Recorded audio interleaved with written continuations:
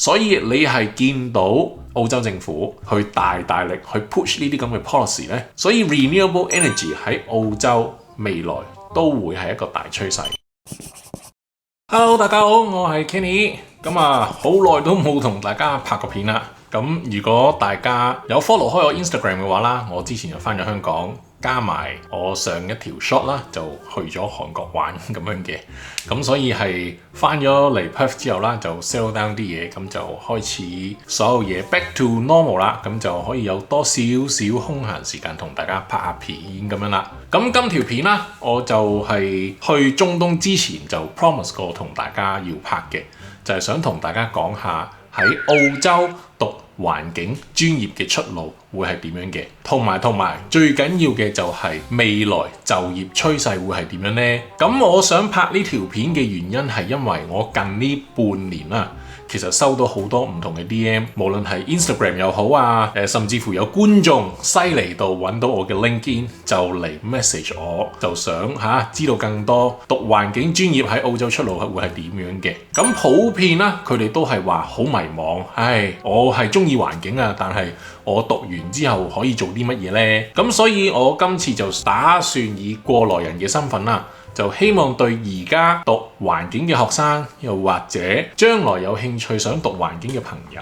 就去了解下呢個 major 或者我哋之後讀完有啲咩出路咁樣啦。咁喺開始影片之前啦，咁就先簡單介紹下我嘅 background 先啦。咁就唔好大家以為我喺度狗噏咁樣啦。咁我自己係 Perth UWA 讀完個 Bachelor of Science degree 係 major in Environmental Science 嘅，跟住我就再讀埋個 Master of Environmental Science 係 specialized in Land and Water Management 嘅。所以我嘅 Master degree 係比較 focus 喺泥同水嘅關係。咁而家就喺 Perth 一間公司係做緊環境評估嘅。咁我之前影片亦都有同大家分享過乜嘢係環境評估啦。咁如果大家有興趣嘅朋友可以睇翻我之前嘅影片。咁所以我今次呢條影片分享嘅嘢啦，就可能會係比較 Perth focus 嘅。咁但係而家身在其他省份嘅朋友，其實你都可以參考下嘅。咁讀環境嘅主要學科方向啦，我哋首先講，除咗我自己讀嘅 Environmental Science 之外啦，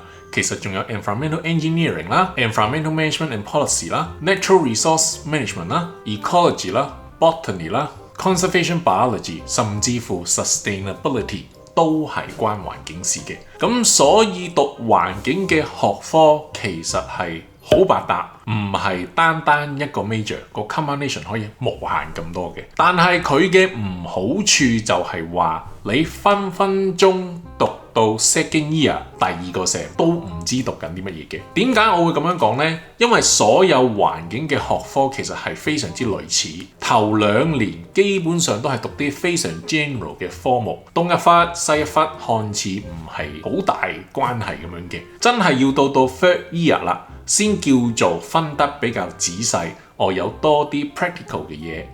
原來我自己係讀緊呢啲咁嘅嘢嘅。咁所以亦都係因為咁樣啦，所以我就係決定自己繼續上去 master 咁樣讀嘅，就想學得專門啲咁樣啦。咁以 UWA 為例，而家 Masters of Environmental Science 係有6個 specialization， 所以就睇你嘅興趣喺邊度啦，而去揀翻你想讀邊個專項咁樣啦。但係並非所有嘅專項嘅出路都一樣咁闊嘅。其中 Marine and Coastal Management 同 Sensing and Spatial Data 相對嚟講咧，係會比其他4個稍為窄少少嘅。首先我哋講 Marine and Coastal Management 先啦。咁照字面解釋啦，佢其實主要就係針對海洋啊同沿岸生態系統嘅管理，譬如氣候變遷嘅影響啊、海洋保護啊、漁業管理等等各樣嘢嘅。所以通常要沿海城市先較多嘅工作機會，內陸需求。你冇水啊嘛，何來有漁業體呢？咁所以佢嘅需求就會比較少啦。咁而且工作機會啦，通常都係嚟自政府啊，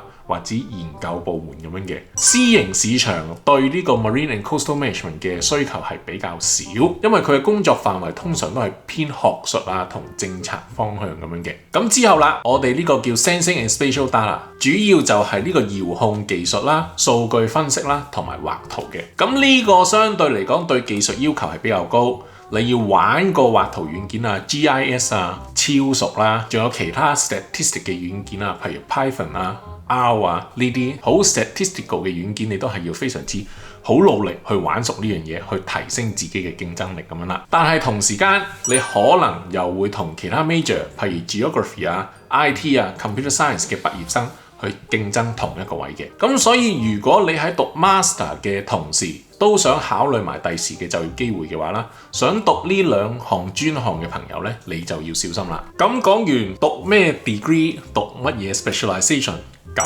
畢業之後有咩主要嘅就業方向呢？第一，政府部門啦。大至 Federal Government， 細至 Council， 其實都需要呢啲咁嘅職位嘅。Environmental Officer、Environmental Scientist 啊，一大堆，你上網 search 就有啦。記住係上 seeks.com.au 嗰度揾工啊。係啊，喺度提翻各位觀眾朋友。但係要記住，我哋 Environmental Science 同 Environmental Health 係唔同嘅，因為有啲大學係會 offer Environmental Health 嘅 degree， 唔係 Environmental Science。咁呢兩者有啲咩分別呢？ Health 係比較 focus 喺人類，譬如衛生啊、空氣污染等等各樣嘢。Council 都需要 environmental health officer 嘅，但係呢個係 out of 我自己熟悉嘅範圍，所以關於 environmental health 嘅內容啦，我就俾唔到詳細資料大家啦。但係你報讀 degree 嗰陣時，你就要睇清楚佢嘅 course structure， 究竟佢係 environmental science 定係 environmental health 咁樣啦。好啦，第二就係 consultancy 啦，顧問公司。亦都係私營市場之中佔咗幾大嘅 percentage 嘅，因為 consultancy 佢其實分好多種，比較 office base 嘅就有環境評估啦、contamination、waste management 睇污染啦同埋廢物啦、planning and policy 等等嗰樣嘢嘅。fieldwork base 嘅話啦，我哋就有 ecologist， 植物就叫 botanist， 動物就叫 zoologist， 所以大家可以因應自己嘅興趣，究竟你中意去 field trip 定係中意坐 office 嘅，其實你可以 plan 翻轉頭去揀你自己想讀咩 degree 咁樣嘅。譬如你中意 contamination 係可以揀 environmental science 啦，又或者 chemistry double major 咁樣讀都得嘅。中意 fieldwork 嘅你就可以揀 environmental science 同埋 conservation biology。有一個 combination 咁樣嘅，咁所以係好多唔同嘅 combination， 我唔可能喺片入邊逐樣同大家講嘅。咁各位觀眾朋友，你見唔見到我好強調呢個 double major 啊？應該好耐之前，我諗應該 over 1年前㗎啦。我做 Q&A 嗰陣啦，我有同大家講過讀 double major 嘅好處。第一，讀 double major 唔同 double degree 係唔會增加你讀書嘅時間。第二，你讀 double major， 你係可以擴闊你自己嘅出路，所以對一啲尚未揾到自己目標嘅朋友，不妨考慮下你想做乜嘢行業，好 general 就得㗎啦，唔需要話太 specific 住，然後一步一步咁樣諗翻轉頭啦，就可能會對大家有啲幫助咁樣啦。翻嚟正題先啦，咁除咗政府部門 consultancy 之外啦，我哋澳洲都會有礦公司啦、石油、天然氣公司、再生能源公司等等各樣嘢。佢哋都係需要人去做環境呢方面嘅工作嘅，不論 base 喺 Perth headquarters 啊，或者 on-site 做 FIFO 都會有。另外，譬如啦 NGO 啦，大學做 research 做 professor 啦，研究部門啊，都有職位去俾我哋呢啲去讀環境嘅人去做嘅。當然，你要做到呢啲咁嘅 research 嘅職位，你嘅學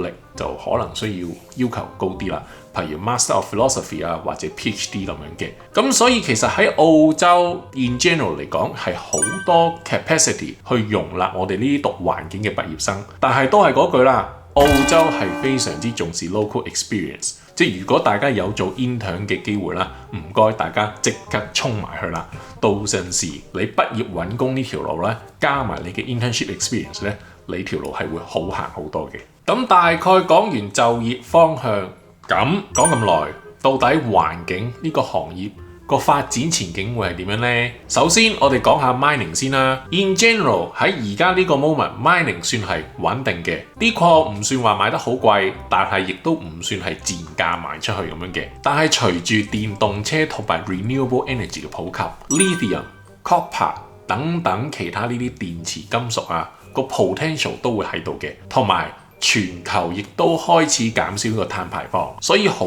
多國家，尤其是中國，會想揾一啲比較高質素、高純度嘅礦嘅，咁就可以減少咗佢哋提煉嘅過程啦，咁咪少啲碳排放咯。咁同埋礦公司亦都要開始轉型啦，我哋叫比較 green energy 嘅採礦技術，譬如用多啲電動車啊 ，green hydrogen mining 啊，亦都會喺未來嘅趨勢，所以佢哋會減少燒天然氣啊、燒煤啊去發電，會用多啲風車啊、太陽能啊去生產電力去 support 自己礦場嘅運作咁樣嘅。咁喺土地同埋水資源上邊，亦都係唔索落爭議性嘅話題，因為土地同水資源係有限嘅，所以唔係無限供應嘅。咁所以政府喺環評方面嘅 expectation 只會越嚟越嚴謹。所以礦公司想擴建嘅同時，佢就要喺環評方面就要符合呢啲更高、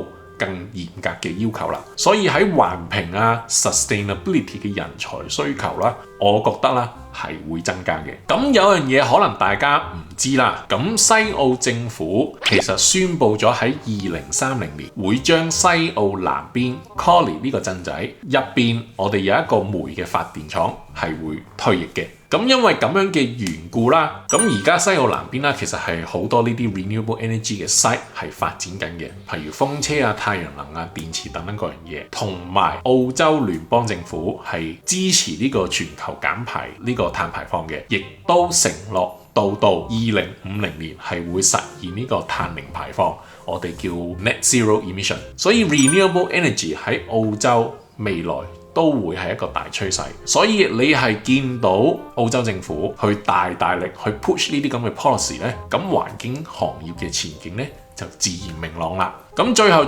就係基建嘅發展，任何基建嘅發展涉及到剷樹、剷地呢個動作，我哋都要揾 ecologist 出去睇樹睇動物嘅。到底呢度有冇瀕危物種需要保護啊？即係呢啲樹啊剷平咗會唔會對呢個 regional ecology 呢個生態系統會唔會有好大影響咁樣各樣嘢嘅？咁所以而家成個 industry 係唔夠 ecologist， 差唔多間公司都係 over capacity 嘅，所以係好多公司啊都會喺 fieldwork 嘅 peak season 啦，都會去開 post 請一啲 fresh graduate 去幫手做 fieldwork 咁樣嘅。咁而我自己喺上年啦都俾人臨時拉過去 ecology team 嗰度幫手咁樣嘅。咁所以如果大家有興趣睇樹啊、睇動物啊，中意做 fieldwork 嘅話，其實大家可以考慮下去 ecologist 呢個方向發展嘅。即係觀眾朋友不妨都可以留意下咁樣啦。到最後你可能問啦，咁你有冇啲乜嘢建議可以俾啲